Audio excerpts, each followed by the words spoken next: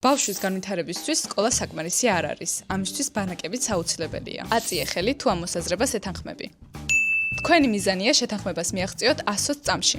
წინააღმდეგ შემთხვევაში დაისჯებით. წამზომი ჩაირთო.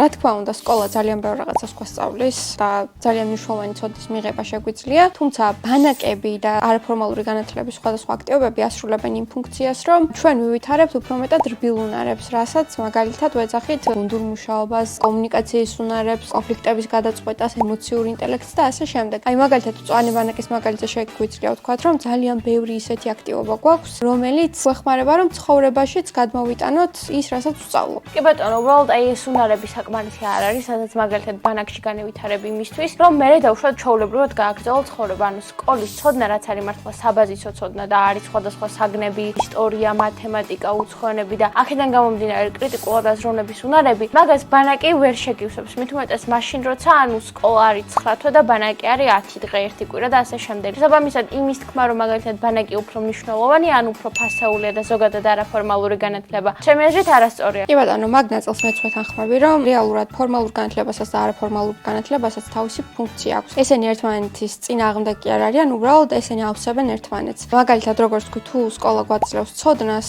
არაფორმალური განათლება უფრო მეტად ორიენტირებულია უნარებზე და კომპეტენციებზე იმისთვის, რომ მე ეს ცოდნა სწორად გამოვიყენო, რომ მაგალითად აი ცხოვრებაში შევძლო, ვიყო უფრო მეტად პასუხისმგებლიანი მოქალაქე, ვიყო უფრო მეტად ტოლერანტული, ხო? ეს ძალიან მნიშვნელოვანი ნაწილია. კი ბატონო, მაშინ ანუ იმაზე შეგვიძლია შევთანხმდეთ, რომ თანაბარ მნიშვნელობას ატარებს როგორც ფორმალური, ისე არაფორმალური განათლება და სკოლაც და ბანაკიც. მეც ამ ნაწილს ვეთანხმები, იმიტომ რომ რეალურად სკოლა თუ არის ერთგვარი ფუნდამენტი, რომელიც ერთგვარი ჩონჩხია, არაფორმალური განათლება უბრალოდ ამ ყველაფერს ხორცს ასხამს იმისთვის, რომ მეტად შევძლოთ ორიენტირება სამყაროში. დრო ამოიწურა. წარადგინეთ შეთანხმება. სკოლა და ბანაკი ერთმანეთს ავსებენ. სკოლა პასუხისმგებელია აკადემიურ ცოდნაზე, ხოლო ბანაკი სოციალურ და პრაქტიკულ უნარებზე. შეთანხმება მიღწეულია.